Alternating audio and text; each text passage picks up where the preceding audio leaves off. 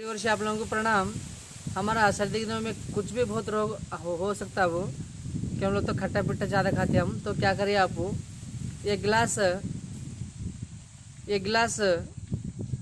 नहीं तो ये भी करते हैं, गिलास पानी हो दो या दूध हो दो, एक गिलास दूध के अंदर एक एक चम्मच हल्दी मिलाइए।